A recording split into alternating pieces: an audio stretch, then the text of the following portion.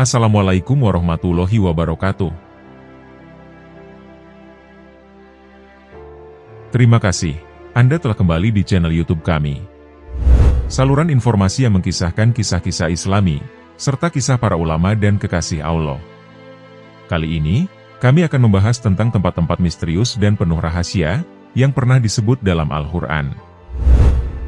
Di mana sajakah tempat-tempat misterius tersebut? Dan benarkah tempat misterius tersebut salah satunya terdapat di Indonesia?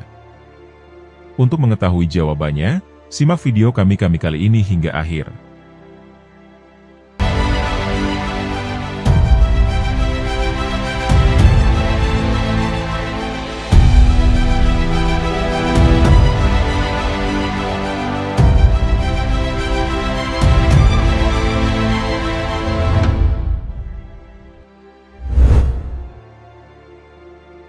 Para peneliti berspekulasi bahwa manusia telah 90% menjelajahi daratan, sedangkan untuk lautan hanya sekitar 57,8% saja.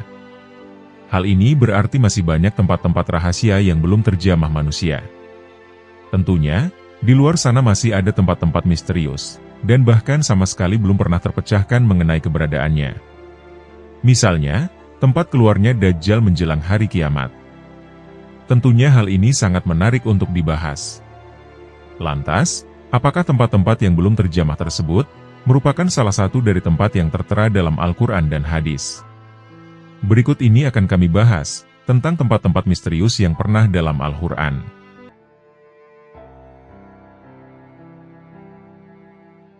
Negeri Sabah. Negeri Sabah dalam Al-Quran disebutkan dalam surat Sabah dan surat An-Naml. Namun ada pendapat yang mengaitkan negeri Sabah dengan kota Wonosobo, yang berada di Provinsi Jawa Tengah. Hal tersebut dikaitkan dengan penamaan kota Wonosobo, yang jika diartikan memiliki makna hutan Sabah.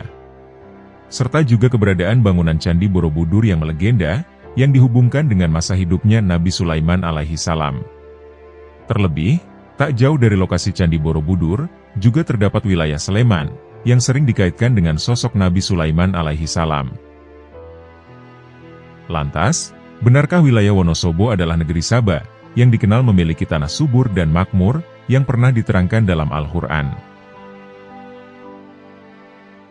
Salah satu bangsa yang kisahnya tersurat dalam Al-Quran adalah bangsa Sabah. Kisahnya begitu populer, bahkan Al-Quran memaparkan bagaimana hubungan salah satu pemimpin negeri Sabah, yakni Ratu Bilqis, dengan Nabi Sulaiman yang memiliki kerajaan di negeri Syam. Allah Ta'ala menganugerahkan kepada bangsa Sabah kenikmatan berupa negeri yang subur dan makmur. Tetapi seiring waktu, bangsa Sabah justru menyekutukan Allah Ta'ala. Hingga mereka pun ditimpa azab berupa banjir yang meluluh lantakkan kerajaan itu. Lantas, siapa sesungguhnya bangsa Sabah ini?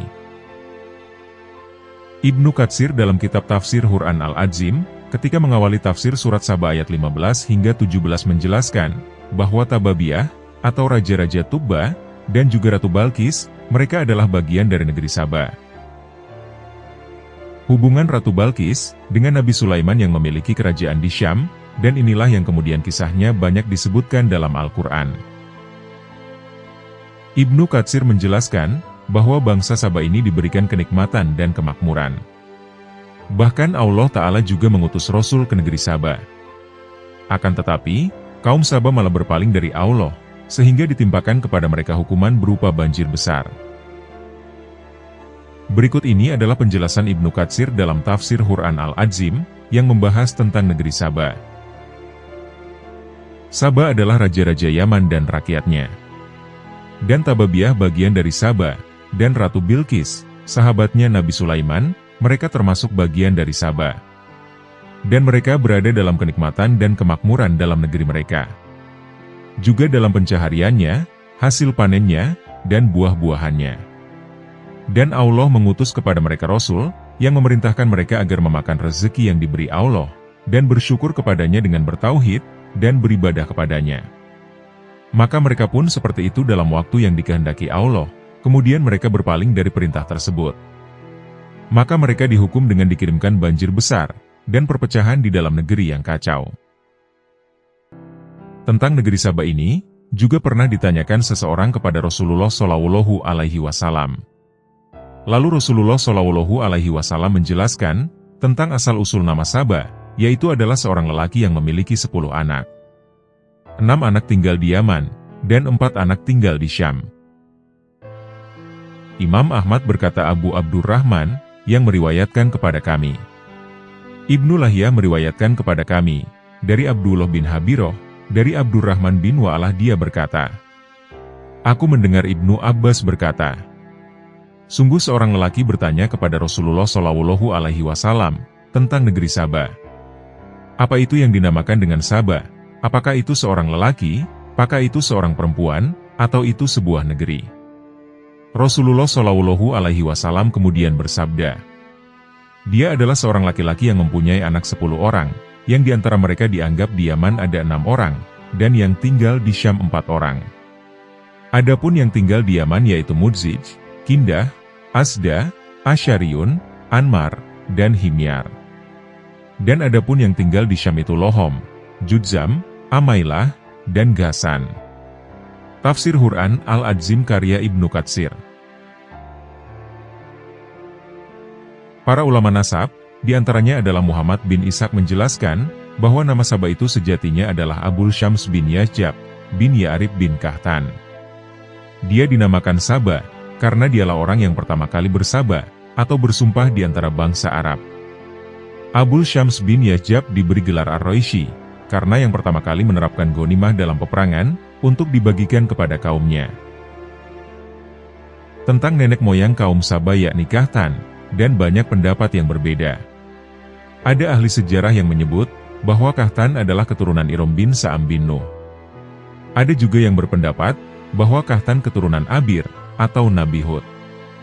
Ada pula pendapat yang mengatakan, bahwa Kahtan itu keturunan Ismail bin Ibrahim al-Khalili. Disebutkan pula, bahwa bangsa kaum Saba itu dari Arab Aribah, yakni dari keturunan Sem bin Nuh. Akan tetapi dalam Sahih Bukhari dinyatakan, bahwa Rasulullah Shallallahu Alaihi Wasallam melewati sekelompok orang dari Bani Aslam, yang saat itu sedang latihan memanah. Aslam merupakan kabilah Ansor, sedangkan Ansor, Aus, dan Hazrajnya, mereka adalah dari Ghassan, dari arah Yaman, dari Saba. Mereka menempati Yatsrib, ketika di dalam negeri Saba porak-poranda, di saat Allah mengirim banjir besar, dan satu kelompok di antara mereka menempati negeri Syam. Mereka dikatakan Ghassan, disebabkan mereka tinggal di sana, dan satu pendapat mengatakan di Yaman. Dijelaskan, bahwa Raja-Raja Saba membangun bendungan yang kokoh dan besar, di antara 2 gunung. Sehingga, airnya melimpah, dan dapat mengaliri ke perkebunan masyarakatnya. Dengan itu, mereka pun bisa menanam pohon dan tanaman dengan hasil yang baik. Ahli sejarah menjelaskan, bahwa bendungan tersebut berada di Ma'arib, kota yang berjarak 3 hari perjalanan dengan Sona'a, dan dikenal dengan Bendungan Ma'arib. Dalam tafsir Tahlili Lajnah, Pentasihan Mushaf Al-Quran Kementerian Agama Republik Indonesia dijelaskan, di sebelah selatan negeri Yaman berdiam suatu kaum bernama Saba. Mereka menempati suatu daerah yang amat subur, sehingga mereka hidup makmur, dan telah mencapai kebudayaan yang tinggi. Mereka dapat menguasai air hujan yang turun lebat pada musim tertentu, dengan membangun sebuah bendungan raksasa, yang dapat menyimpan air untuk musim kemarau. Bendungan itu boleh dikatakan bendungan alami, karena terletak di antara 2 buah bukit, dan di ujungnya didirikan bangunan yang tinggi, untuk mencegah air mengalir sia-sia ke padang pasir. Mereka membuat pintu-pintu air, yang bila dibuka dapat mengalirkan air ke daerah yang mereka kehendaki. Bendungan ini terkenal dengan Bendungan Ma'arib atau Bendungan Al-Arim.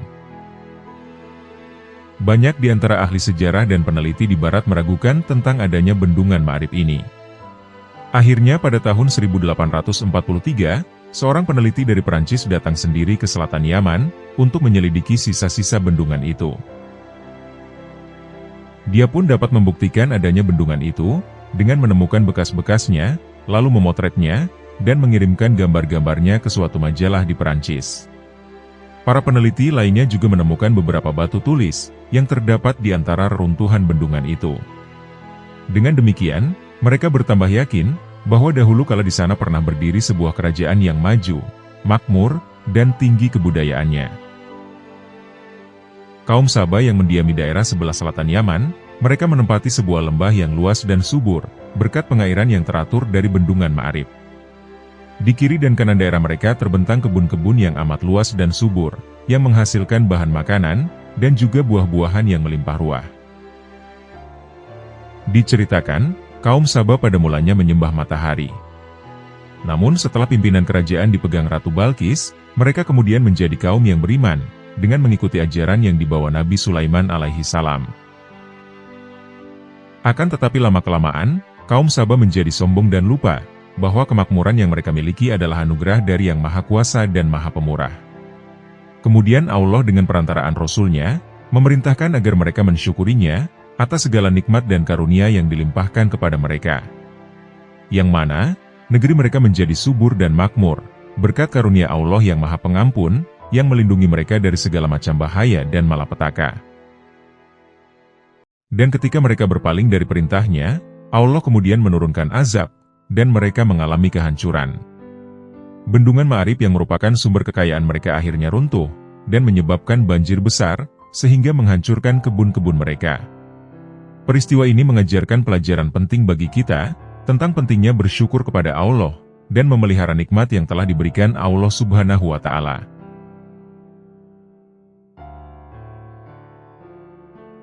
Telaga Ainul Hayat. Ainul Hayat merupakan sebuah telaga atau sebuah tempat yang memiliki mata air. Yang mana, kalau airnya diminum, maka orang itu tidak akan mati sampai hari kiamat, kecuali dia memohon kepada Allah Subhanahu wa Ta'ala untuk dimatikan. Kisah tentang tempat Ainul Hayat ini berhubungan erat dengan dua tokoh besar, yaitu Raja Zulkarnain, dan penasihatnya, yaitu Nabi Khidir alaihi salam. Terdapat sebuah riwayat dari As-Salabi dari Imam Ali. Suatu hari, Raja Zulkarnain bertanya kepada malaikat, tentang bagaimana ibadahnya para malaikat kepada Allah Sang Pencipta. Kemudian malaikat pun memberitahu kepada Zulkarnain, bahwasanya ada malaikat yang sejak dia diciptakan dia selalu sujud, dan tak pernah mengangkat kepalanya untuk selamanya. Hal itu dikarenakan, dia tidak mau menyia-nyiakan waktu untuk selalu beribadah kepada Tuhannya. Maka Zulkarnain yang mendengar penuturan dari malaikat itu dia menjadi tertarik, sebab Zulkarnain juga ingin hidup abadi, supaya dia bisa lebih lama beribadah kepada Allah Subhanahu wa Ta'ala.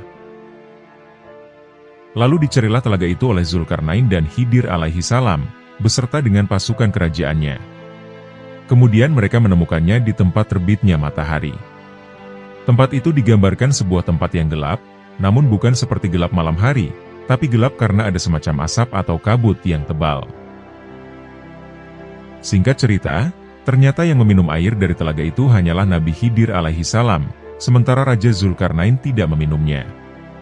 Oleh sebab itulah terdapat khilaf di antara para ulama. Ada yang mengatakan, bahwasanya Nabi Khidir masih hidup sampai hari ini, tapi ada juga yang mengatakan Nabi Khidir sudah wafat. Kemudian pada abad ke-14, ada seorang penjelajah yang bernama Juan de Leon, yang diutus oleh seorang raja yang bernama Raja Ferdinand. Sang penjelajah itu ditugaskan dalam memimpin ekspedisi pencarian mata air keabadian, atau dalam Islamnya disebut dengan Ainul Hayat. Tetapi hingga sampai akhir hayatnya, de Leon tidak mampu menemukannya. Dia pun meninggal cukup pedalaman dari India. Dengan demikian, tentang kepastian lokasi telaga Ainul Hayat hingga saat ini masih misterius.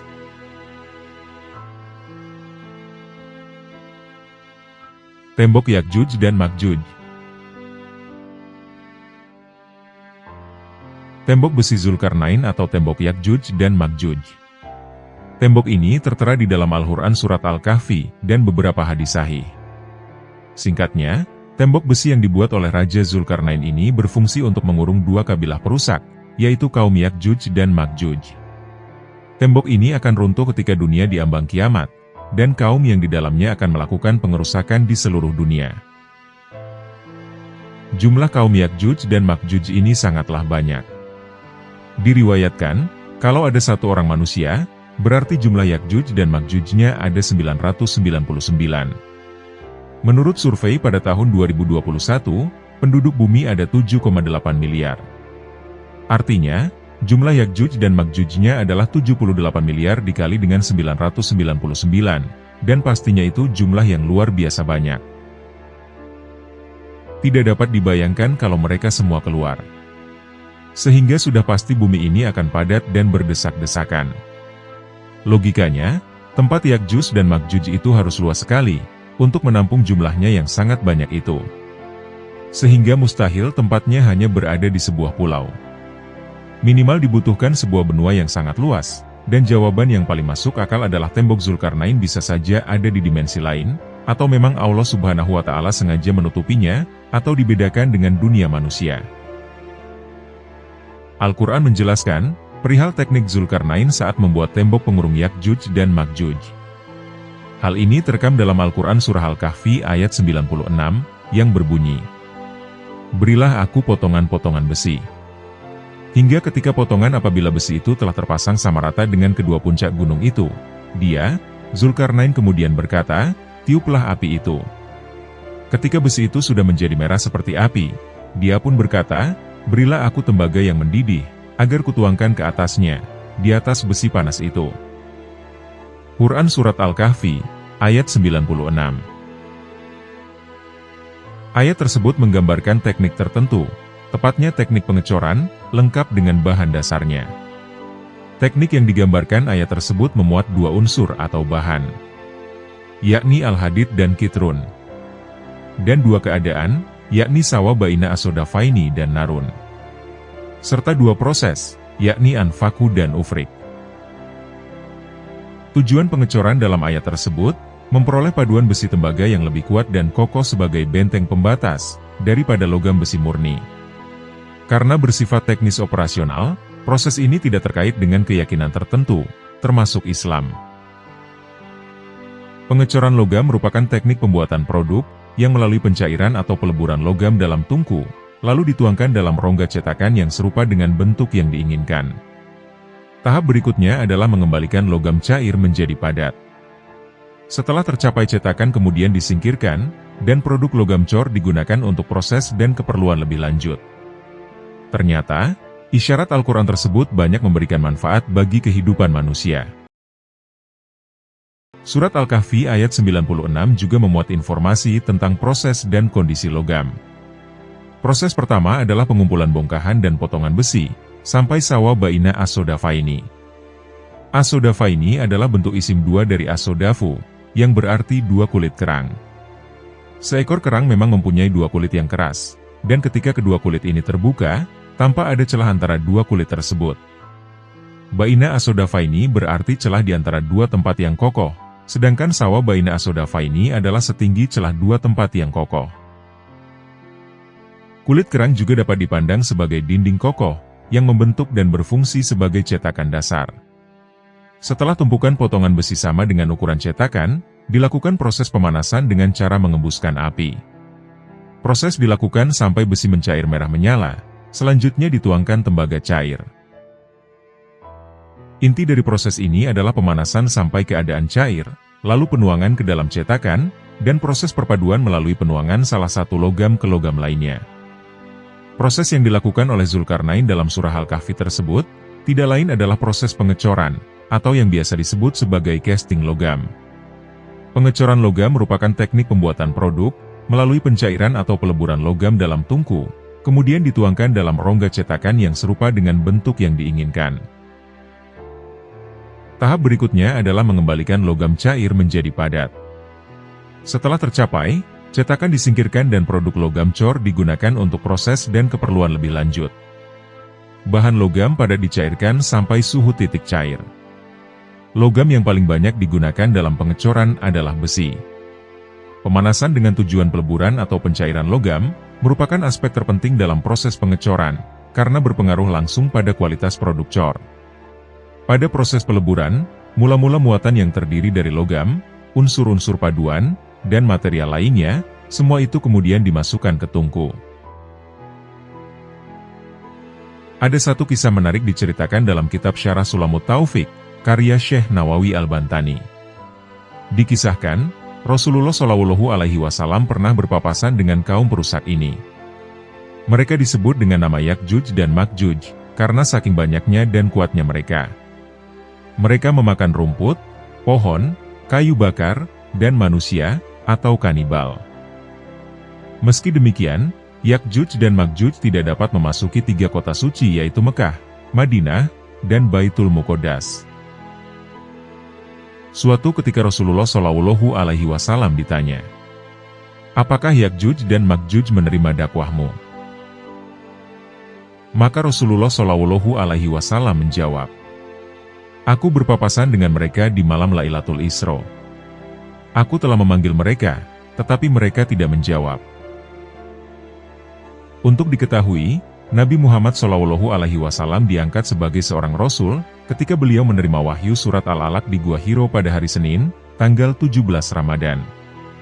Saat itu, beliau berusia 41 tahun, riwayat lain mengatakan usianya 40 tahun. Beliau menerima wahyu terakhir berupa surat Al-Maidah ayat 3, tepatnya pada tanggal 9 Zulhijjah tahun 10 Hijriah. Jarak waktu antara turunnya wahyu pertama dan terakhir adalah 22 tahun, 22 bulan lebih 22 hari. Demikianlah yang disebutkan di dalam kitab Tarikh At-Tasyrik Al-Islami.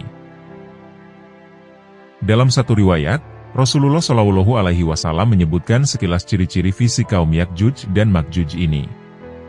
Beliau SAW bersabda, "Sesungguhnya kalian berkata tidak ada musuh, sementara kalian senantiasa memerangi musuh, hingga datang Yakjuj dan Makjuj. Mereka bermuka lebar, bermata sipit, dan berambut pirang. Mereka datang dari setiap arah, dan wajah-wajah mereka seperti tameng yang dilapisi kulit." Hadis riwayat Imam Ahmad. Allah Ta'ala telah berfirman, "Dan apabila janji yang benar, yakni hari berbangkit telah dekat, maka tiba-tiba mata orang-orang yang kafir terbelalak. Mereka berkata, alangkah celakanya kami benar-benar lengah tentang ini, bahkan kami benar-benar orang yang zalim." Quran Surat Al-Anbiya, ayat 97. Pada ayat ini ditegaskan, bahwa pada waktu keluarnya Yakjuj dan Makjuj, di waktu telah dekatnya saat kedatangan janji yang benar, yaitu hari kebangkitan dan hisab. Ketika tembok Yakjuj dan Makjuj dibuka, mereka turun dengan cepat dari seluruh tempat yang tinggi. Maka terbelalaklah mata kaum kafir karena terkejut, seraya berteriak dengan nada penyesalan. "Sungguh celakalah kami, dan kami benar-benar lalai tentang kedatangan hari kebangkitan, sehingga kami tidak mempersiapkan diri. Bahkan kami ini adalah orang-orang zalim, karena telah diberi peringatan, tetapi kami mendustakannya." Diriwayatkan dari Ummul Mukminin, Zainab binti Jahsy, istri Rasulullah SAW, bahwasanya beliau berkata, pada suatu hari, Rasulullah SAW masuk ke dalam rumahnya dengan keadaan cemas, sambil bersabda, "Tiada Tuhan selain Allah, celaka dan binasa bangsa Arab dari kejahatan malapetaka yang sudah hampir menimpa mereka." Pada hari ini telah terbuka bagian dinding Yakjuj dan Makjuj seperti ini, dan baginda Nabi menemukan ujung ibu jari dengan ujung jari yang sebelahnya, yakni jari telunjuk, yang dengan itu mengisyaratkan seperti bulatan. Saya lalu bertanya kepada beliau, "Ya Rasulullah, apakah kami akan binasa, sedangkan di kalangan kami masih ada orang-orang yang soleh?" Lalu Nabi Muhammad SAW bersabda, "Iya, jikalau kejahatan sudah terlalu banyak." Hadis riwayat Al-Bukhari dan Muslim. Sebelum dibinasakan Allah, kaum Yakjuj dan Makjuj keluar setelah berhasil menghancurkan tembok besi yang dibangun Raja Dzulkarnain. Mengenai kapan waktu keluarnya, hanya Allah yang Maha Tahu.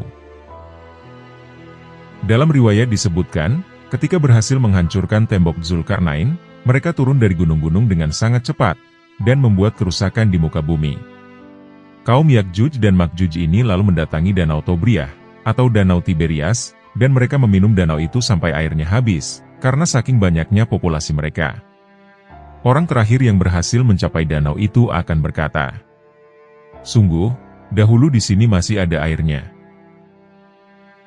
Dalam hadis An-Nawas bin Sam'an radhiyallahu anhu, di dalamnya disebutkan bahwa Allah memberitahukan kepada Nabi Isa akan keluarnya kaum Yakjuj dan Makjuj, yang tidak ada seorang pun mampu memerangi mereka. Allah memerintahkan Nabi Isa untuk menjauhkan kaum mukminin ke Gunung Thur. Kemudian Allah membinasakan Yakjuj dan Makjuj dalam satu malam, berkat doa dari Nabi Isa bin Maryam. Ketika Allah mewahyukan kepada Isa alaihi salam, "Sesungguhnya aku telah mengeluarkan hamba-hambaku, dan tidak ada seorang pun dapat mengalahkannya. Maka kumpulkanlah hamba-hambaku ke Gunung Tur." Kemudian Allah mengutus Yakjuj dan Makjuj, mereka datang dari setiap tempat yang tinggi. Maka kelompok pertama dari mereka melewati Danau Tobariyah, mereka meminum airnya, lalu orang yang belakangan dari mereka berkata, "Di danau ini dulu pernah ada airnya." Nabiullah Isa dan para sahabatnya dikepung, sehingga pada hari itu kepala seekor sapi lebih berharga daripada 100 dinar milik salah seorang dari kalian. Kemudian Nabi Isa dan para sahabat berdoa kepada Allah, lalu Allah mengutus ulat-ulat pada leher-leher mereka, Agni Yakjuj dan Makjuj. Akhirnya, mereka semua mati bagaikan satu jiwa yang mati. Kemudian Nabiullah Isa dan para sahabatnya turun dari gunung ke bumi, dan ternyata mereka tidak mendapati satu jengkal pun di bumi, kecuali penuh dengan bau busuk dan bangkai mereka. Selanjutnya Nabi Isa dengan para sahabatnya berdoa kepada Allah, maka Allah mengutus sekelompok burung yang lehernya bagaikan leher unta. Lalu burung-burung tersebut mengambil, dan melemparkan bangkai-bangkai itu kemana saja, sesuai dengan kehendak Allah. Hadis riwayat Muslim.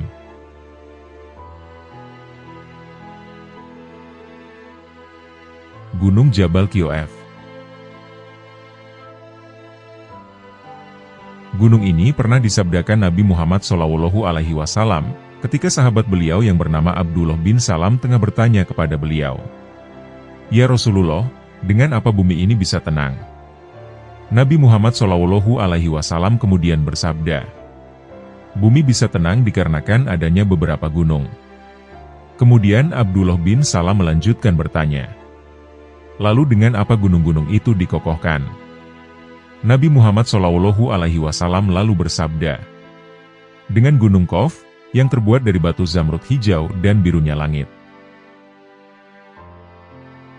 Para ahli tafsir mengatakan, bahwa gunung Qaf merupakan induk semua gunung yang ada di dunia ini.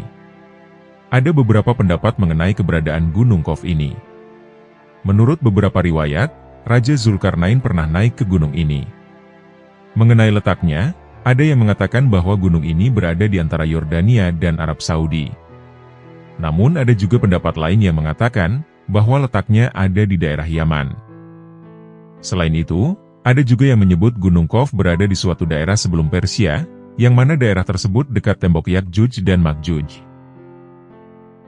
Gunung Qaf dihuni oleh wali Allah yang berjumlah 70 orang, karena mereka menjauhkan diri dari duniawi. Di sisi lain, ada pula yang mengatakan, bahwa di dekat gunung gaib ini ada sebuah pulau yang bernama Al-Hadr, yaitu tempat bertemunya arus sungai dan laut. Pulau itu dihuni oleh sosok hamba Allah yang soleh, yang dikenal sebagai Nabi Khidir alaihi salam. Mengenai lokasi persisnya, sampai saat ini masih menjadi misteri yang belum terpecahkan, atau bahkan tidak akan sampai terpecahkan.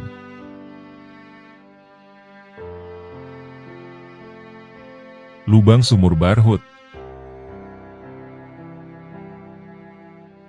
Diriwayatkan oleh Ibnu Abbas radhiyallahu anhu, arwah orang mukmin itu di Jabiah, negeri Syam. Dan arwah orang kafir di lembah atau Sumur Barhut, di Hadramaut Yaman Selatan.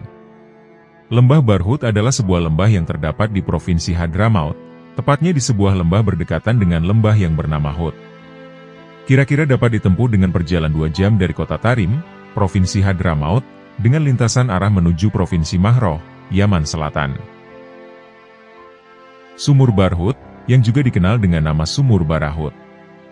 Tempat ini merupakan salah satu tempat yang mengandung banyak misteri, dan kisah juga menakutkan dalam tradisi Islam.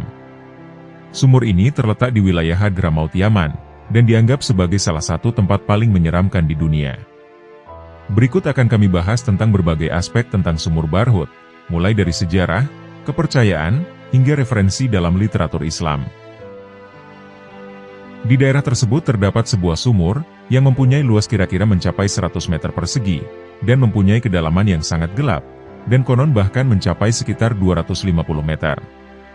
Kata Barhut menurut bahasa Himyar kuno, sebuah dinasti yang pernah berkuasa di Yaman, kata tersebut bermakna kotanya bangsa jin. Dinamakan dengan penamaan tersebut, Dikarenakan pernah ada seorang raja dinasti Himyar kuno yang menggali sumur ini, dengan tujuan untuk menyembunyikan harta karunnya dengan bantuan jin. Hal ini dibenarkan oleh Syekh Umar Musoibah, salah satu ulama kota Tarim Hadramaut. Yang mana, beliau pernah turun langsung untuk mengetahui akan hakikat sumur tersebut, dan karena memang banyaknya makhluk dari kalangan jin di lembah tersebut. Kepercayaan dan kisah mistis tentang sumur Barhut sangat terkenal, karena banyaknya kepercayaan dan kisah mistis yang menyelimutinya. Banyak orang yang percaya bahwa sumur ini adalah tempat yang sangat angker, dan menjadi tempat bersemayamnya roh-roh jahat. Dalam beberapa riwayat, sumur ini dikaitkan dengan akhirat, dan disebut sebagai salah satu pintu menuju neraka. Terdapat salah satu hadis yang sering dikaitkan dengan sumur Barhut. Sumur Barhut adalah sumur yang paling jelek airnya di bumi. Di dalamnya terdapat jiwa-jiwa orang kafir. Hadis riwayat Tirmidzi. Hadis ini menggambarkan betapa menyeramkan dan jahatnya sumur ini dalam pandangan Islam. Menurut referensi dalam literatur Islam, sumur Barhut juga disebutkan dalam beberapa literatur Islam klasik.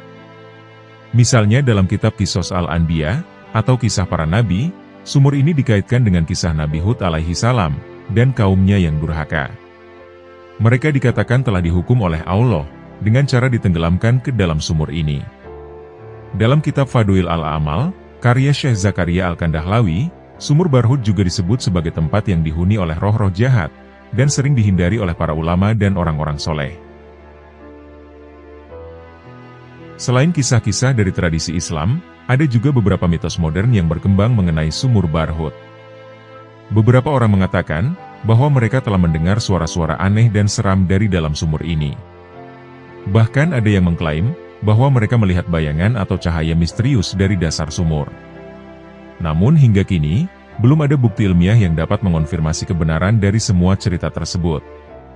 Para peneliti dan ilmuwan belum banyak melakukan eksplorasi ke dalam sumur Barhut, karena sulitnya akses, dan kondisi yang juga berbahaya. Kesimpulan mengenai sumur Barhut ini, akan tetap menjadi salah satu misteri yang belum terpecahkan hingga kini. Dalam pandangan Islam, sumur ini dianggap sebagai tempat yang angker, dan penuh dengan roh jahat. Kisah-kisah dan kepercayaan yang menyelimutinya, telah membuat sumur ini menjadi salah satu tempat paling menakutkan di dunia. Meskipun begitu, penting untuk selalu mendekati kisah-kisah seperti ini dengan hati-hati, dan tetap berpegang pada ajaran agama yang benar. Keimanan kepada Allah, dan menghindari hal-hal yang syirik, adalah yang paling utama dalam menghadapi berbagai kepercayaan dan cerita mistis. Sumur Barhut, dengan segala misteri dan kisahnya, tetap menjadi bagian menarik dari warisan budaya dan spiritual Islam, yang memerlukan pemahaman dan penelaahan lebih lanjut.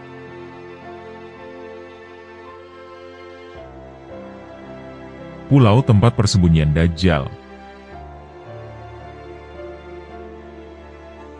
Dalam Al-Quran dan hadis disebutkan, bahwa munculnya Dajjal merupakan salah satu dari tanda-tanda datangnya kiamat kubro, atau kiamat besar. Ia akan berada di ambang kehancuran yang besar, jika sosok Dajjal telah muncul. Dajjal dipenjara oleh Allah Subhanahu wa Ta'ala di suatu tempat misterius, dan dijaga oleh seekor hewan yang bisa berbicara, yang bernama Al-Jassasah. Namun perihal lokasi tepatnya, Nabi Muhammad SAW tidak menjelaskan secara rinci. Hanya saja, Rasulullah SAW menunjukkan arah tempat Dajjal keluar, yaitu dari perkampungan Yahudi Asbahan, dan bersamanya ada 70.000 orang Yahudi. Hadis yang diriwayatkan Anas radhiyallahu anhu, bahwa Dajjal akan keluar dari bumi di arah timur, yang dinamakan dengan Khurasan. Artinya secara pasti diketahui, bahwasanya tempat munculnya Dajjal adalah dari sebelah timur, dan tak jauh dari daerah yang bernama Khurasan. Sejak abad ketiga Masehi, Khurasan adalah suatu wilayah yang luas, yang meliputi negara Iran, Afghanistan, Tajikistan, Turkmenistan, Kazakhstan, dan Uzbekistan. Sedangkan tentang pulau tempat Dajjal dikurung, mungkin saja berada tak jauh dari wilayah itu. Dan banyak juga tersebar kabar, bahwa Dajjal dikurung di salah satu pulau di Yaman, yang bernama Pulau Sokotra. Karena pulau ini bentuknya benar-benar aneh, dan di dalam pulau ini mempunyai hewan dan tumbuhan endemik, yang tidak ditemukan di tempat lain, selain di Pulau Sokotra ini. Banyak orang yang mengaitkan tentang Pulau Sokotra ini sebagai Pulau Dajjal. Namun ada pula yang mengatakan bahwa Dajjal berada di segitiga Bermuda. Dan ada beberapa pendapat lain yang juga menyebutkan tentang di mana Pulau Dajjal ini sebenarnya. Kisah pertemuan Tamim Ad-Dari dengan Dajjal diceritakan ketika ia tengah melakukan perjalanan ke suatu tempat. Tamim Ad-Dari adalah sahabat Nabi yang diriwayatkan pernah bertemu dengan Dajjal. Di tengah perjalanan, Tamim melihat makhluk seperti hewan aneh yang menyebut dirinya mata-mata dari Al-Jassasah. Pada suatu hari, ketika selesai melaksanakan sholat berjamaah, pertemuannya saat itu ia ceritakan kembali ke Rasulullah Shallallahu Alaihi Wasallam dan juga para sahabat-sahabatnya. Rasulullah Shallallahu Alaihi Wasallam kemudian bersabda, "Demi Allah, sebenarnya aku mengumpulkan kalian, bukan lantaran untuk memberi kabar gembira atau sedih. Aku mengumpulkan kalian, karena Tamim Ad-Dari, seorang laki-laki yang semula beragama Nasrani, datang untuk berbayat dan masuk Islam.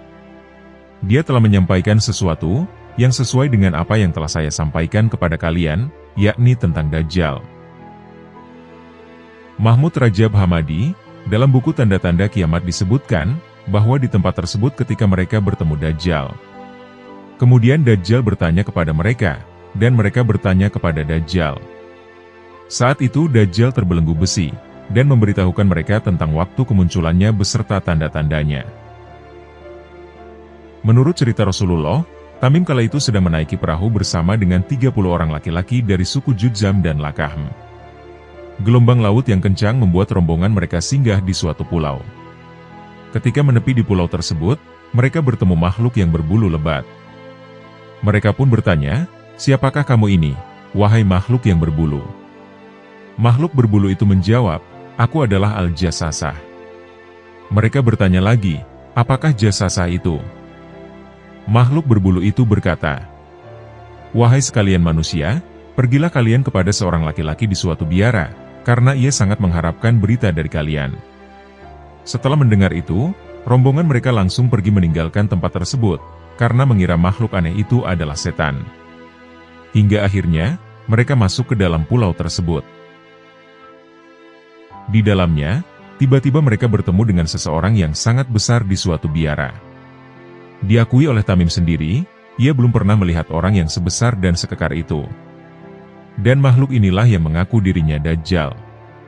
Kedua tangan orang tersebut terbelenggu, pada lehernya dan kedua kakinya dirantai dengan besi, antara kedua lutut hingga kedua mata kakinya. Rombongan Tamim pun bertanya, "Siapakah sebenarnya kamu ini?" Makhluk itu kemudian menjawab, "Bukankah kalian telah memperoleh sedikit informasi tentang diriku? Maka sekarang beritahukanlah kepadaku, siapakah kalian sebenarnya?" Tamim dan kawanannya lalu menjawab, "Kami adalah orang-orang yang berasal dari Arab. Kami berlayar mengarungi laut dengan perahu. Kemudian kami terbawa ke tengah laut pada saat gelombang laut mulai membesar." Mereka pun tak lupa menceritakan tentang pertemuan dengan hewan aneh berbulu tersebut pada si makhluk raksasa. Laki-laki di biara itu kemudian bertanya pada mereka, "Wahai rombongan pengendara perahu, beritahukanlah kepadaku tentang kebun kurma Baisan."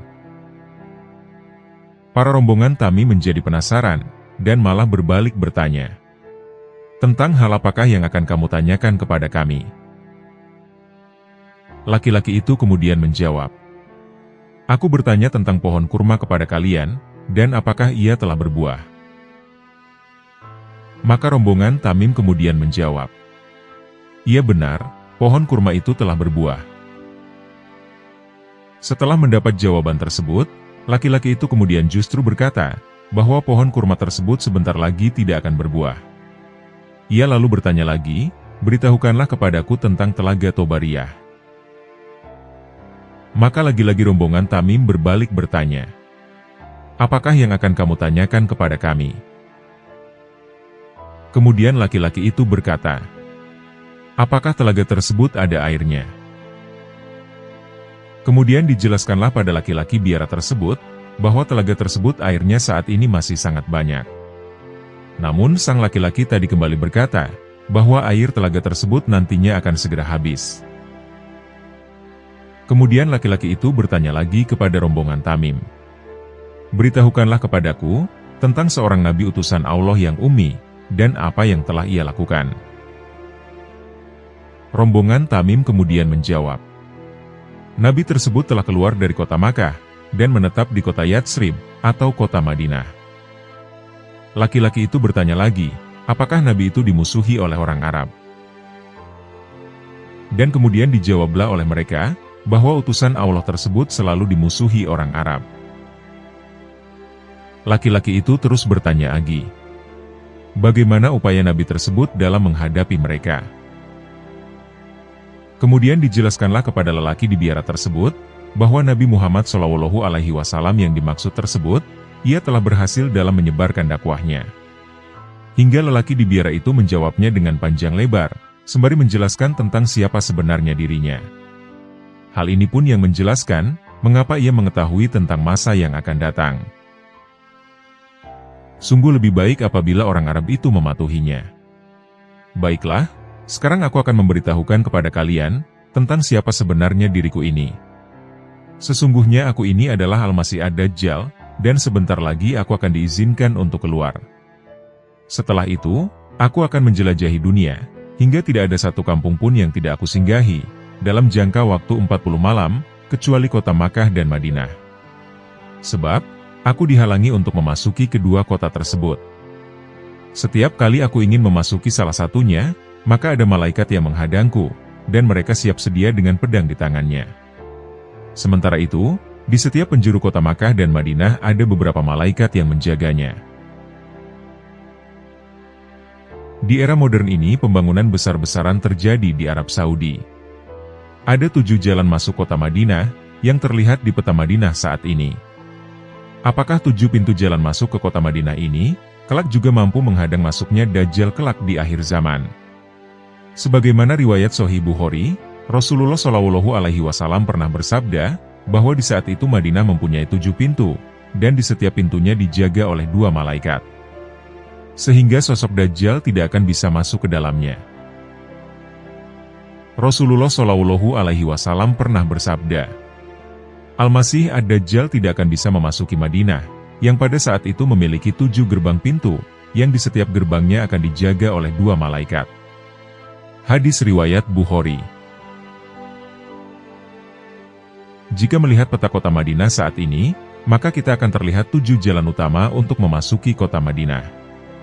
Ketujuh jalan tersebut berasal dari Jeddah, Makkah, Rabik, Bandara, Tabuk, dan 2 lagi di wilayah sekitarnya. Lantas, siapakah yang memberi pengetahuan kepada Rasulullah SAW mengenai kondisi kota Madinah di era modern seperti sekarang? Hingga beliau mengetahui bahwa akan ada 7 pintu yang menjadi jalan utama. Inilah juga salah satu bukti kebenaran atas sabda dari Rasulullah SAW. Lantas, benarkah gerbang dan istana Dajjal berada di Madinah? Dalam sebuah hadis dari Abdullah bin Syafiq, dari Muhjin bin Adra, bahwa Rasulullah SAW bersabda di hadapan orang banyak, "Hari pembebasan, hari pembebasan, hari pembebasan." Lalu, Rasulullah ditanya oleh seorang sahabat, apa hari pembebasan itu? Maka dijawab oleh beliau, bahwa Dajjal, sang penipu pada akhir zaman akan datang, dia akan memanjat dan menetap di atas Jabal Habsyi, melihat ke arah Madinah, dan bertanya kepada para pengikutnya, "Adakah kalian melihat istana putih? Itulah Masjid Muhammad." Kemudian Dajjal berusaha mendekati kota Madinah, dan mencari jalan di setiap sudut. Tetapi malaikat menghalanginya dengan pedang. Dan Dajjal akan sampai ke tanah lapang Al-Jurf, dan membuat perkemahan di sana. Madinah akan bergetar 3 kali, dan akan ada orang munafik lelaki dan wanita keluar untuk menyertai Dajjal. Ini adalah hari pembebasan. Kemudian dalam hadis lain juga disebutkan, bahwa Abu Said meriwayatkan, bahwa Nabi Muhammad SAW pernah bersabda, Dajjal akan tiba, dan dia terlarang memasuki kota Madinah. Dia akan tinggal di sebuah daerah bergaram di sekitar Madinah. Hadis riwayat Bukhari. Nabi Muhammad SAW bersabda, Dajjal akan mendaki gunung, dan melihat ke arah kota Madinah. Kemudian dia akan mengatakan kepada para pengikutnya, kalian melihat istana putih, itu adalah masjidnya Ahmad. Hadis riwayat Imam Muslim. Kini, di pinggiran kota Madinah, tepatnya di Jabal Habsyi, sekitar 13 km dari Madinah Al-Munawwaroh, telah berdiri sebuah bangunan megah yang didirikan oleh Kerajaan Arab Saudi. Bangunan tersebut dikenal dengan nama resmi Kingdom Palace, atau Istana Kerajaan Saudi. Akan tetapi, penduduk setempat menyebutnya Dajjal Palace, atau Istana Dajjal. Banyak ulama yang mengatakan bahwa bangunan tersebut dibangun di atas gunung bergaram, gunung yang mineralnya mengandung unsur garam, sebagaimana telah disabdakan Rasulullah. Jika kita lihat dari istana kerajaan, atau Kingdom Palace, yang berada di atas Jabal Habsyi, maka Masjid Nabawi berada lurus di timur istana tersebut. Begitu juga bila ditarik garis lurus dari Madinah ke Kingdom Palace, maka akan berujung pada Danau Tiberias.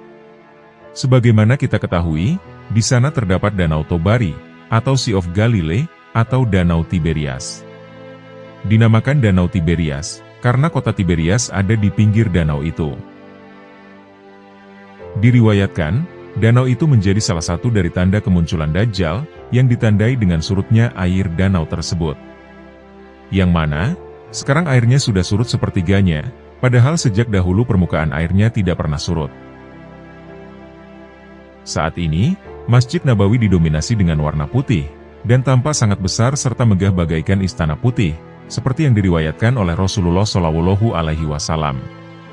Padahal, pada saat Rasulullah mengucapkan hadis tadi, saat itu Masjid Nabawi masih sangat sederhana, hanya terbuat dari lumpur basah berwarna kecoklatan, dan juga batu bata, serta beratapkan pelepah daun kurma, tidak seperti sekarang yang sangat megah bak istana putih. Lantas, dari manakah Rasulullah mendapatkan pengetahuan tersebut? Inilah salah satu tanda bukti kebenaran atas sabda Rasulullah sebagai utusan Allah yang telah nyata adanya.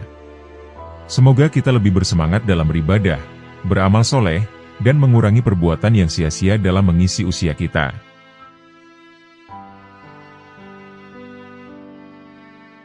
Istana Kerajaan Nabi Sulaiman. Kemegahan istana Nabi Sulaiman tertera dalam Al-Quran. Menurut beberapa para ahli sejarah, istana megah Sulaiman dibangun oleh manusia dan bangsa jin. Oleh sebab itu, istana Nabi Sulaiman alaihi salam ini sangat istimewa, dan tidak bisa dibandingkan dengan bangunan-bangunan modern seperti sekarang ini. Istana Nabi Sulaiman juga disebut dengan Solomon Temple, atau Kuil Sulaiman. Hal ini sesuai dengan literatur bangsa Yahudi, bahwa istana Nabi Sulaiman alaihi salam sekarang ini sudah tidak ada lagi, alias sudah runtuh. Yang tersisa hanyalah tembok sebelah barat dari bagian kuil, dan bagi orang Yahudi bangunan ini dinamai tembok ratapan.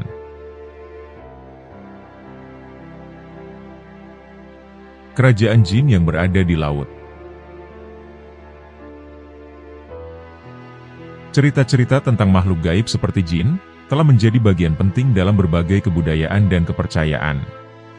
Salah satu konsep yang sering muncul adalah adanya kerajaan jin di laut, yang dikaitkan dengan fenomena memberikan sesajen kepada makhluk halus tersebut. Tak dapat dipungkiri dalam dunia ini kita tidak hidup sendiri, melainkan kita hidup berdampingan dengan makhluk yang telah Allah Subhanahu wa Ta'ala ciptakan, salah satunya ialah bangsa jin. Jin berasal dari bahasa Arab, dan mempunyai tertutup atau tersembunyi. Maksudnya adalah tertutupnya dari pandangan manusia, kecuali Allah tampakkan, dan para malaikat yang dapat melihatnya. Akan tetapi, jin tak dapat melihat malaikat, karena ia masuk pada kategori makhluk gaib jenis jin. Ada pula makhluk gaib jenis malaikat dan jenis roh. Dalam kitab Tadzib Al-Lugholil Harwi, jin bermakna bersembunyi, menahan diri, atau menutupi dirinya dari manusia. Dari Aisyah radhiyallahu anha, Nabi Muhammad SAW bersabda, "Malaikat diciptakan dari cahaya, dan jin diciptakan dari api yang berkobar, sedangkan Adam, manusia, diciptakan sebagaimana yang telah dijelaskan kepada kalian, yakni dari tanah." Hadis riwayat Muslim. Jin memiliki akal dan nafsu, mempunyai silsilah keturunan pria dan wanita, sama seperti manusia. Mereka juga memiliki kepercayaan agama yang berbeda sesuai zamannya. Nabi Muhammad SAW bersabda, "Sesungguhnya iblis meletakkan singgasananya di atas air laut, kemudian ia mengutus bala tentaranya." Hadis riwayat Muslim. Kita membenarkan bahwa kerajaan jin berada di lautan. Sebagaimana yang dikisahkan oleh Rasulullah SAW berikut ini. Dari Jabir bin Abdillah radhiyallahu anhu, bahwa Nabi Muhammad SAW pernah bersabda, "Sesungguhnya singgasana iblis berada di atas laut. Dia mengutus para pasukannya. Setan yang paling dekat kedudukannya adalah yang paling besar godaannya. Di antara mereka ada yang melapor, 'Saya telah melakukan godaan ini.' Iblis kemudian berkomentar, 'Kamu belum melakukan apa-apa.' Datang yang lain melaporkan, 'Saya menggoda seseorang, sehingga ketika saya meninggalkannya, dia telah berpisah, dia telah talak dengan istrinya.' Kemudian iblis mengajaknya untuk duduk di dekatnya, dan berkata, 'Sebaik-baik setan adalah kamu.'" Hadis riwayat Muslim.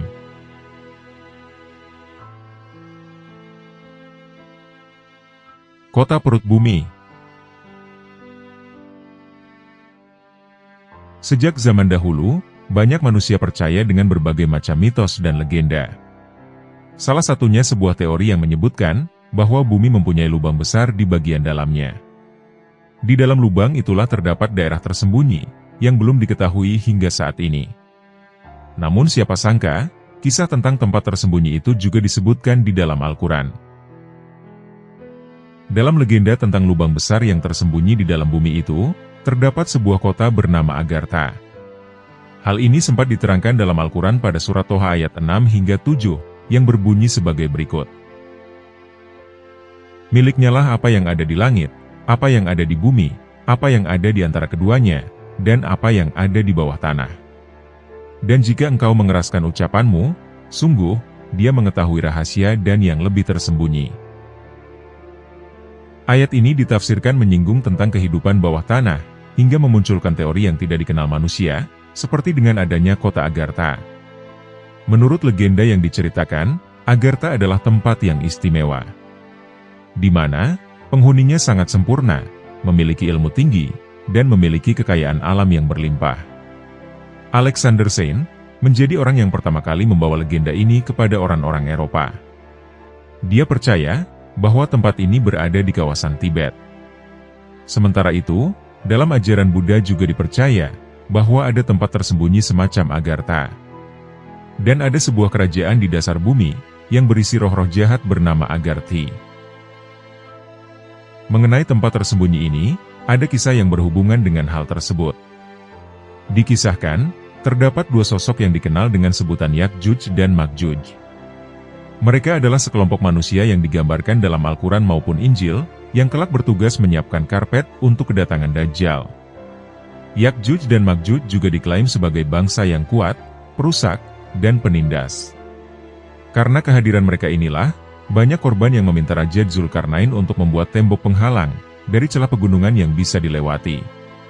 Seperti yang tertera dalam surat Al-Kahfi, ayat 95 hingga 97. Zulkarnain berkata, "Apa yang telah dikuasakan oleh Tuhan kepadaku itu lebih baik. Maka bantulah aku sekuat tenaga, agar dapat membuatkan dinding antara kamu dan mereka. Berilah aku potongan-potongan besi." Hingga apabila besi itu sudah sama rata dengan kedua gunung itu, dia berkata, "Tiuplah." Hingga apabila ia sudah menjadikannya api, dia pun berkata, "Berilah aku tembaga agar kutuangkan ke atasnya." Maka, mereka tidak mampu mendakinya, dan mereka tidak mampu pula melubanginya. Quran Surat Al-Kahfi, ayat 95 hingga 97.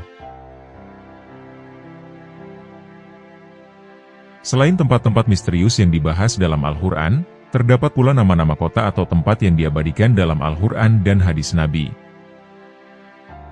Al-Quran adalah kitab Allah, yang diturunkan kepada Nabi Muhammad SAW, sebagai pedoman dan ajaran untuk seluruh umat manusia. Salah satu ajaran yang terkandung dalam Al-Quran adalah sejarah masa lalu. Setiap sejarah yang diabadikan dalam Al-Quran, terdapat nama tempat yang menyimpan peristiwa penting, yang dapat kita jadikan sebagai bahan renungan dan penguat iman bagi generasi setelahnya. Dalam mengungkap peristiwa, Ada kalanya Al-Quran menyebut sebuah nama tempat, kota, atau negara secara tegas, dan ada kalanya tidak menyebutnya secara tegas. Selain dalam Al-Quran, terdapat pula nama-nama kota atau tempat yang disebut dalam hadis Nabi. Berikut akan kami bahas tempat-tempat yang pernah disebut di dalam Al-Quran dan hadis Nabi. Yang pertama adalah Al-Hijr atau Al-Ula. Bukan hanya disebut namanya, kota Al-Hijr bahkan menjadi nama salah satu surat dalam Al-Quran, yakni surat ke-15 pada juz ke-14. Al-Hijr juga disebut sebagai Madain Saleh, atau kotanya Nabi Soleh. Kota Al-Ula dipercaya sebagai kota yang terkutuk, dan dihindari oleh Rasulullah. Kota Al-Ula adalah kota yang terkutuk, yang dulunya ditempati oleh kaum Tsamud. Rasulullah bahkan pernah melarang para sahabat untuk memasuki kota tersebut. Al-Ula merupakan sebuah kota di Arab Saudi, yang terletak sekitar 400 km di utara kota Madinah. Dalam sejarah Islam, kota ini memiliki reputasi tertentu, yang membuatnya disebut-sebut sebagai kota terkutuk, sehingga sangat dihindari oleh Rasulullah SAW. Sementara itu, dalam mitologi Arab, Al-Ula juga dianggap sebagai kota berhantu, yang banyak dihuni oleh bangsa jin dan roh jahat. Berikut ini adalah penjelasan mengenai sejarah kota Al-Ula, dan alasan Rasulullah menghindarinya, hingga kondisinya saat ini. Sebelum menjadi kota mati, Al-Ula adalah ibu kota dari kerajaan Arab kuno, yang telah berdiri sejak abad ke-7. Bahkan, sisa-sisa jejak arkeologinya teridentifikasi berusia lebih dari 2000 tahun. Dalam sejarah Islam, kota Al-Ula disebut juga dengan Madain Saleh, atau rumah dari kaum Nabi Soleh alaihi salam. Konon, saat ditinggali kaum Tsamud, Al-Ula adalah wilayah yang sangat subur, dengan kekayaan alam yang melimpah. Karena hal itulah, kaum Tsamud menjadi kaum yang sombong dan suka menyiksa, serta gemar membunuh orang-orang miskin. Sebagaimana yang telah tertulis dalam Al-Quran Surah Al-A'raf ayat 73, yang Allah mengutus Nabi Soleh untuk memberikan petunjuk kepada kaum Tsamud. Dan kepada kaum Tsamud, kami utus saudara mereka Soleh. Dia berkata, "Wahai kaumku, sembahlah Allah, tidak ada Tuhan sembahan bagimu selain Dia. Sesungguhnya telah datang kepadamu bukti yang nyata dari Tuhanmu. Inilah seekor unta betina dari Allah sebagai tanda untukmu. Biarkanlah ia makan di bumi Allah, janganlah disakiti, sebab jika itu kamu lakukan, maka akibatnya kamu akan mendapatkan siksaan yang pedih." Quran Surat Al-A'raf, ayat 73. Alih-alih mendengarkan Nabi Soleh, kaum Tsamud yang sombong justru menyembelih unta betina tersebut, dan menantang azab Allah, sebagaimana yang tertulis dalam surah Al-A'raf ayat 77.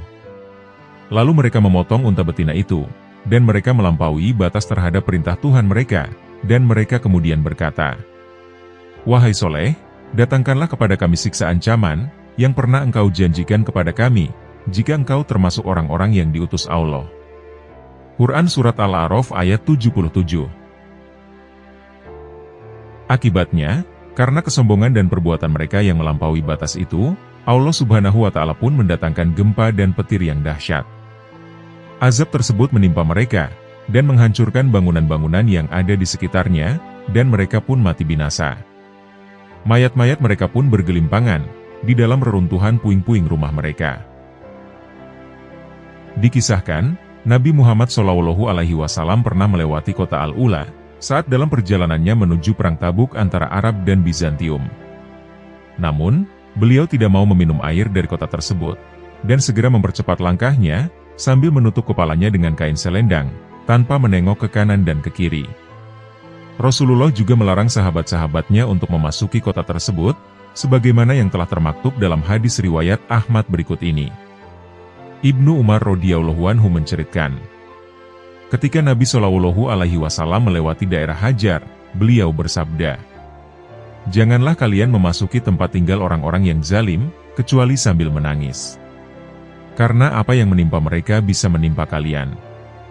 Lalu beliau menutup kepala beliau dengan kain selendangnya, dan mempercepat perjalanannya, hingga berhasil melewati daerah itu. Hadis riwayat Ahmad.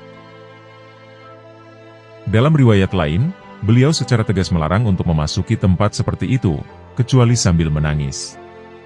Beliau, Rasulullah Shallallahu Alaihi Wasallam pernah bersabda, "Janganlah kalian memasuki daerah umat yang diazab itu, kecuali sambil menangis.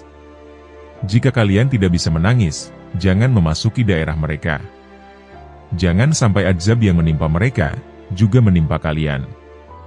Hadis riwayat Bukhari. Sekarang, Al-Ula dikenal sebagai kota berhantu di Arab, yang kini malah digandrungi para wisatawan. Al-Ula yang berada di Arab Saudi, merupakan salah satu kawasan arkeologi paling penting di dunia. Tempat ini menyimpan banyak bukti peradaban dan kisah terdahulu masyarakat Arab, dan dianggap terkutuk dan berhantu, hingga pernah dihindari Rasulullah. Namun, kini wilayah tersebut menjadi kawasan wisata karena keindahan dan sejarahnya. Pendudukan pertama yang dikonfirmasi di wilayah tersebut dimulai pada periode Neolitikum, ketika masyarakatnya tinggal di lembah dan membangun makam. Di dekatnya, terdapat pemakaman Madain Soleh, yang dibuat oleh Nabatean, kaum pra-Islam Arab. Kompleks unik ini merupakan salah satu harta karun kawasan Al-Ula, yang ditetapkan sebagai situs warisan dunia UNESCO pada 2008. Menurut pengamat Timur Tengah dari Universitas Muhammadiyah Riau, Fahmi Salsabila, Al-Ula dan Madain Soleh disebut kota berhantu. Bahkan, ia menuturkan Nabi Muhammad enggan berkunjung ke tempat tersebut. Cerita tentang tempat berhantu ini, dikatakan dengan kisah kaum Samud yang terkena azab, karena mereka menentang larangan Allah Subhanahu wa Ta'ala dan Rasul-Nya. Mereka dilarang menyembelih unta, akan tetapi malah menyembelih unta betina mukjizat Nabi Soleh alaihi salam, seperti yang disebutkan Ibnu Katsir dalam kitab Qasas Al-Anbiya. Dalam buku situs-situs dalam Al-Quran, dari banjir Nabi Nuh hingga Bukit Tursina, karya Syahruddin El-Fikri, kaum Samud adalah kaum yang pandai dalam hal pertukangan, seperti memahat dan mengukir. Mengutip Reuters, Al-Ula kemudian dibuka untuk umum pada 2019. Proyek pembangunan kawasan wisata ini didukung oleh investasi miliaran dolar, dan juga kemitraan budaya Perancis. Harapannya, kawasan ini bisa menarik jutaan pengunjung, baik lokal maupun internasional. Wisata ini merupakan salah satu upaya Arab Saudi untuk membuka diri terhadap dunia, dan mendiversifikasi perekonomian dari minyak. Al-Ula mempunyai berbagai spot yang biasanya dikunjungi para wisatawan. Mulai dari Kota Tua Al-Ula, Oasis Al-Ula, Jabar Ikmah, Batu Gajah, Dadan, dan Herga, dengan situs-situsnya yang bersejarah. Selain menyaksikan sejarah salah satu peradaban di Timur Tengah, pengunjung juga disuguhi warisan budaya tak benda seperti tari, musik, dan dongeng, yang juga dilestarikan melalui pertunjukan bagi pengunjung. Al-Ula kini telah banyak menerima penghargaan. BSHKSN dinobatkan sebagai Desa Wisata Terbaik 2022. Pada 2021 hingga 2022, kawasan wisata Al-Ula bahkan berhasil menarik sekitar 250.000 wisatawan dalam waktu 12 bulan. Namun, pengembang kota berencana bisa menarik 1 juta pengunjung pada 2025. Demi menghidupkan kembali kota Al-Ula, pada tahun 2022, kabarnya pemerintah Arab Saudi bahkan rela menggelontorkan modal hingga 15 miliar dolar, atau setara 247,3 triliun rupiah. Dengan target, pembangunannya tersebut selesai di tahun 2035. Mega proyek pengembangan Al-Ula juga digadang-gadang menjadi salah satu agenda penting dalam visi Arab Saudi 2030 dalam melakukan transformasi perekonomian. Yang kedua adalah Danau Tobariyah. Danau Tobariyah yang disebut Nabi Muhammad sebagai tanda kiamat. Dalam Khazanah Islam, Danau Tiberias juga disebut dengan Danau Tobariyah. Danau ini masuk dalam wilayah Syam. Danau Tobariyah cukup populer, sebab Rasulullah Shallallahu Alaihi Wasallam menyebutnya sebagai salah satu tanda kiamat. Wilayah sekitarnya juga menjadikan danau ini kerap diperbincangkan. Danau Tobariyah secara geografis masuk di wilayah Syam. Menjelang hari kiamat nanti, air Danau Tiberias disebut Rasulullah Shallallahu Alaihi Wasallam akan disedot habis oleh bangsa Ya'juj dan Ma'juj. Dari An-Nu'as, Rasulullah Shallallahu Alaihi Wasallam bersabda, "Kemudian Allah Subhanahu wa Ta'ala mengeluarkan Ya'juj dan Ma'juj. Mereka kemudian turun dengan cepat dari bukit-bukit yang tinggi. Setelah itu, Gerombolan atau barisan pertama dari mereka melewati Danau Tobariyah, dan meminum habis semua air dalam danau tersebut. Hadis riwayat Muslim, At-Tirmidzi, Abu Dawud, Ibnu Majah.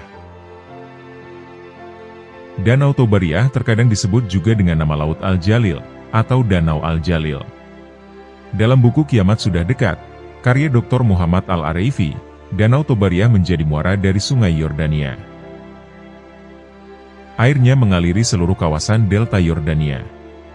Panjang Danau Tiberias adalah 23 km, lebar 13 km, dan kedalamannya tidak lebih dari 44 meter. Danau ini 210 meter lebih rendah daripada permukaan laut. Yang ketiga adalah negeri Yaman dan kota Tarim. Tarim dikenal sebagai kota seribu wali yang menyimpan sejarah dan keistimewaan. Sejarah perkembangan Islam tak lepas dari kota Tarim. Kota yang terletak di Yaman ini mendapat julukan kota seribu wali. Rasulullah Shallallahu Alaihi Wasallam pun juga memuji kota ini. Sesungguhnya aku benar-benar mencium harumnya karunia Tuhan yang Maha Pemurah dari Yaman. Berapa banyak mata air kemurahan dan hikmah yang terpancar dari sana. Kota Tarim terletak di Wadi Hadramaut, Yaman. Sejarawan mengatakan bahwa Tarim berdiri pada abad keempat sebelum Masehi. Nama Tarim berasal dari nama rajanya yang bernama Tarim bin Hadramaut, bin Saba al-Asgir. Abu Bakar As-Siddiq radhiyallahu anhu menyampaikan ke Pak Ziyad tentang surat kabar berita wafatnya Rasulullah Shallallahu Alaihi Wasallam, dan diangkatnya beliau menjadi khalifah. Kemudian Ziyad membacakan surat tersebut ke seluruh penduduk kota Tarim. Mereka pun berbayat kepada Abu Bakar As-Siddiq radhiyallahu anhu. Abu Bakar As-Siddiq radhiyallahu anhu pun mendoakan penduduk kota Tarim dengan 3 kebaikan. Agar kota Tarim makmur. Agar airnya melimpah dan diberkati. Agar di sana banyak orang soleh. Maka dari itulah, tak heran jika kini kota Tarim dikenal sebagai kota seribu wali. Dikutip dari buku Napatilas Masjid-Masjid, Tarim The History of Al-Ghana, karya Maulana Kamal. Bahwasanya Habib Ali bin Muhammad Al-Habsyi mengatakan, tentang kesolehan dan ketinggian ilmu para salaf soleh di kota Tarim. Siapa yang tak kenal kota Tarim? Tarim adalah surga Allah yang ada di muka bumi ini. Aku selalu merindukan kota Tarim, bagaimana tidak semua sudut di kota itu telah melahirkan para wali Allah. Negeri subur akan ulama dan aulia. Tarim adalah salah satu kota di negeri Hadramaut, Yaman. Kota tersebut adalah kota bersejarah dan memiliki banyak kemuliaan dari Allah Subhanahu wa Ta'ala berkat 2 khalifah Rasulullah, Sayyidina Abu Bakar As-Siddiq radhiyallahu anhu. Mengutip sumber buku yang sama, bahwa Tarim memiliki 3 keberkahan. Yaitu keberkahan pada setiap masjidnya, keberkahan pada setiap tanahnya, dan keberkahan pada setiap pegunungannya. Kota Tarim terdapat banyak para ulama dan wali Allah, serta menjadi tempat tinggal para Alawin, keturunan Rasulullah Shallallahu Alaihi Wasallam. Dengan ini, kota Tarim dijuluki sebagai kota seribu wali. Syaikh Muhammad bin Abu Bakar Ba'abad berkata, sesungguhnya Abu Bakar As-Siddiq radhiyallahu anhu akan memberikan syafaat kepada penduduk Tarim secara khusus. Jika nama Tarim disebutkan di hadapannya, maka beliau berkata, sungguh berbahagia penduduknya, kelak di hari kiamat Abu Bakar As-Siddiq akan memegang semua penduduk Tarim dalam genggamannya, dan membawa mereka ke dalam surga. Imam Ahmad Abilhib berkata, setetes ilmu yang engkau dapatkan di kota Tarim, lebih baik daripada lautan ilmu di luar kota Tarim. Al-Imam Al-Habib Abdullah bin Alwi Assegaf juga berkata, seandainya engkau mengeluarkan seluruh hartamu untuk mengunjungi kota Tarim, maka apa yang telah engkau dapatkan akan lebih banyak dari apa yang telah engkau keluarkan. Negeri Yaman memang tidak disebutkan di Quran secara tegas, namun Al-Quran hanya menyebutkan gurun pasir yang berada di negara Yaman. Wilayah tersebut merupakan tempat tinggal kaum Hud bin Abdullah bin Rabah. Bukit ini menjadi nama surat dalam Al-Quran surat Al-Ahqaf, dan disebutkan 1 kali pada ayat 21. Terdapat pula sebuah wilayah di negara Yaman, yang diabadikan dalam Al-Quran, dan dijadikan nama surat, yaitu kota Saba. Al-Quran menyebut wilayah ini sebanyak 2 kali, yakni pada surat An-Naml, dan juga pada surat Saba. Kisah penduduk Saba sangat terkenal, hingga nama kotanya dijadikan salah satu nama surah dalam Al-Quran. Kota ini merupakan wilayah kekuasaan Ratu Balqis, yang kemudian beriman dan menjalankan syariat yang diturunkan kepada Nabi Sulaiman. Saba terkenal dengan bendungannya yang besar, yakni Bendungan Ma'arib. Bendungan inilah yang kemudian dihancurkan Allah, akibat kaum Saba yang ingkar kepada Allah. Kota ini terletak di wilayah Yaman namun kini tak lagi tersisa jejaknya. Yang keempat adalah kota Iram atau Aram. Kota Iram merupakan kota tempat tinggal kaum Ad. Kota Iram juga dikenal dengan negeri pilar, karena sisa-sisa pilar yang tinggi, yang menunjukkan peradaban kaumnya yang maju. Namun sebagaimana Al-Hijr, Iram juga diazab Allah karena kaum Ad yang membangkang pada Nabi Hud. Yaitu penduduk Iram, yang mempunyai bangunan-bangunan yang tinggi, yang belum pernah dibangun suatu kota seperti itu di negeri-negeri lain. Quran Surat Al-Fajr, ayat 7 hingga 8. Lokasi kota ini berada di padang pasir Jafar, dekat kota Solabah, yang berada di selatan Oman. Yang kelima adalah kota Madian. Madian disebut Al-Quran di banyak ayat, di antaranya surah At-Taubah, surah Al-Hijr, surah Toha, dan juga surah Al-Hajj. Kota ini merupakan lokasi Nabi Syuaib alaihi salam diutus. Sebagaimana Al-Hijr dan Iram, Madian pun merupakan kota yang dimusnahkan karena azab. Lokasi kota Madian berada di kawasan Al-Bada, dekat pantai Laut Merah, dan berada di perbatasan kawasan Yordania. Yang keenam adalah Gunung Judi. Nama gunung yang tercantum dalam Al-Quran selanjutnya adalah Gunung Judi. Di dalam kitab tafsir ilmu mengenal ayat-ayat sains dalam Al-Quran mengatakan, Al-Quran tidak secara spesifik menjelaskan letak pemukiman kaum Nabi Nuh. Namun, menurut penjelasan Maulana Yusuf Ali, dalam bukunya Tafsir Al-Quran, bukit atau Gunung Judi terletak di wilayah yang mencakup distrik Bohtan di Turki. Wilayah tersebut berada di dekat perbatasan negara-negara Turki, Irak, dan Suriah saat ini. Dataran tinggi dari rangkaian pegunungan Ararat yang besar mendominasi wilayah ini. Adapun di dalam Al-Quran Surat Hud ayat 44, hanya menyebutkan lokasi mendaratnya bahtera Nabi Nuh, yaitu Gunung Judi. Difirmankan, wahai bumi, telanlah airmu. Wahai langit, berhentilah. Kemudian air pun surut, perintah pun selesai, dan kapal itu berlabuh di atas Gunung Judi. Lalu dikatakan, binasalah orang-orang yang zalim. Yang ketujuh adalah Gunung Kaum Samud. Kisah kaum Samud dan Nabi Shaleh alaihi salam tercantum di dalam Al-Quran. Saksi bisu dari kisah ini adalah gunung-gunung yang dipahat menjadi rumah di lembah Hijr. Pada masa itu, Nabi Shaleh alaihi salam diutus kepada kaum Samud, agar mereka mau menyembah Allah Subhanahu wa Ta'ala. Kaum ini mendirikan istana dan memahat gunung-gunung untuk dijadikan rumah mereka. Namun karena tidak percaya kepada Allah Subhanahu wa Ta'ala, kaum Samud ditimpa gempa, dan menjadi mayat-mayat bergelimpangan di tempat tinggal mereka. Berkenaan dengan peristiwa ini, riwayatnya termaktub dalam Al-Quran Surat Al-A'raf, ayat 74. Ingatlah, ketika Allah menjadikan kalian sebagai pengganti-pengganti sesudah kaum Ad, dan memberikan tempat bagi kalian di bumi. Kalian mendirikan bangunan-bangunan megah di dataran rendahnya, dan memahat gunung-gunungnya menjadi rumah. Oleh karena itu, renungkanlah nikmat-nikmat Allah, dan hindarilah melakukan kejahatan di bumi dengan berbuat kerusakan. Yang kedelapan adalah Gunung Qaf.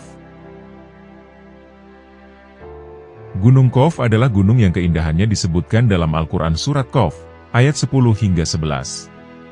Ayat ini menyebutkan bahwa Gunung Qaf adalah tempat yang dikelilingi oleh laut, dan bahwa di atasnya adalah pintu gerbang menuju neraka atau surga. Dan pohon kurma yang tinggi-tinggi, yang mempunyai mayang yang bersusun-susun.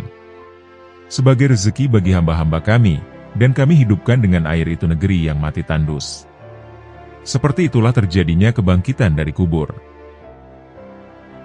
Dari semua gunung yang ada di dunia, Gunung Qaf masih menjadi gunung yang amat misterius. Sampai saat ini gunung tersebut masih belum terungkap, baik di mana letaknya, dan juga bagaimana bentuknya. Yang kesembilan adalah Gunung Sinai. Nama Bukit Tursina atau Gunung Sinai disebutkan beberapa kali di dalam Al-Quran. Salah satunya pada surat At-Tin ayat 2, yang berbunyi, "Dan demi Bukit Sinai." Bukit Tursina juga disebutkan dalam surat Al-Qasas ayat 46, sebagai tempat turunnya peringatan pada Nabi Musa alaihi salam, untuk disampaikan ke kaumnya. Dan tiadakah kamu berada di dekat Gunung Sinai ketika kami menyeru, Musa. Tetapi, kami beritahukan itu kepadamu, sebagai rahmat dari Tuhanmu, supaya kamu memberi peringatan kepada kaum Quraisy, yang sekali-kali belum datang kepada mereka pemberi peringatan sebelum kamu, agar mereka ingat. Mengutip buku Fizhilal Al-Quran, karya Sayyid Qutb, beliau menjelaskan, bahwa Bukit Tursina atau Gunung Sinai adalah tempat yang sangat penting bagi Nabi Musa alaihi salam. Sebab, tempat ini menjadi lokasi terjadinya dialog antara Nabi Musa dengan Allah Subhanahu wa Ta'ala. Yang ke-10 adalah Gua Ashabul Kahfi. Kisah Ashabul Kahfi, ini lokasi gua dan pelajaran dari kisahnya. Al-Quran tidak hanya berisikan hukum, yang hanya berisi perintah dan larangan. Dalam Al-Quran juga berisi kisah-kisah dari masa lalu yang bisa kita ambil pelajarannya. Salah satu kisah yang terdapat dalam Al-Quran yang bisa kita ambil pelajarannya adalah kisah Ashabul Kahfi. Ashabul Kahfi termaktub dalam Quran Surat Al-Kahfi, surah ke-18 dalam Al-Quran, yang terdiri dari 110 ayat. Dalam surah ini dikisahkan tentang 7 pemuda sebelum zaman Nabi Muhammad SAW, yang tertidur di dalam sebuah gua selama 309 tahun. 7 pemuda tersebut tertidur di dalam sebuah gua dengan waktu yang sangat lama, dalam rangka menyelamatkan diri dari ancaman hukuman mati, karena tidak mau menyembah berhala. Selama pelariannya, mereka diikuti oleh seekor anjing yang turun menemani ke-7 pemuda tersebut. Kisah Ashabul Kahfi merupakan kisah yang syarat akan pelajaran, yang bisa kita ambil sebagai pedoman dalam menjalani hidup, terutama dalam iman dan ketakwaan. Berikut ini akan kami sampaikan kisah singkat dari Ashabul Kahfi. Jika Al-Quran menceritakan kisah tentang apa yang terjadi di masa lalu, maka kisah tersebut benar-benar terjadi nyata, baik tokoh-tokohnya, maupun lokasi di mana kisah tersebut terjadi. Hanya saja, ada kisah di mana tokoh dan lokasinya disebutkan secara detail, namun ada kisah dan tokoh dan lokasinya tidak dijelaskan secara rinci. Namun, kisah Ashabul Kahfi merupakan salah satu kisah dalam Al-Quran, yang nama tokoh dan lokasi tempat terjadinya juga dapat ditelusuri. Beberapa sumber mengatakan bahwa ada puluhan lokasi di dunia yang diklaim menjadi lokasi sesungguhnya dari Gua Ashabul Kahfi. Ada yang mengatakan bahwa peristiwa ini terjadi di wilayah Suriah, ada juga yang bilang di Efesus. Namun, berdasarkan pendapat beberapa ahli, lokasi yang paling sesuai dengan yang tertulis di Al-Quran adalah yang berada di Yordania. Hal ini bisa terlihat dari detail gua, seperti yang dijelaskan dalam ayat-ayat surat Al-Kahfi. Di sana masih dapat kita lihat reruntuhan, juga bekas tempat peribadatan yang berada di atas gua. Tempat ibadat yang dimaksudkan adalah rumah ibadah penganut Nasrani. Yang mana, ketika zaman kerajaan Umayyah, rumah ibadat tersebut telah dijadikan masjid. Berdasarkan penjelasan dalam ayat-ayat surat Al-Kahfi, gua yang paling cocok dengan gambaran kisah Ashabul Kahfi, adalah gua yang terletak di kota Abu Alanda, Yordania. Demikianlah kumpulan tempat-tempat yang pernah diabadikan dalam Al-Quran dan hadis Nabi. Dan semoga dengan apa yang telah kami sampaikan, dapat menambah ketakwaan kita kepada Allah Subhanahu wa Ta'ala. Wallahu a'lam bishawab.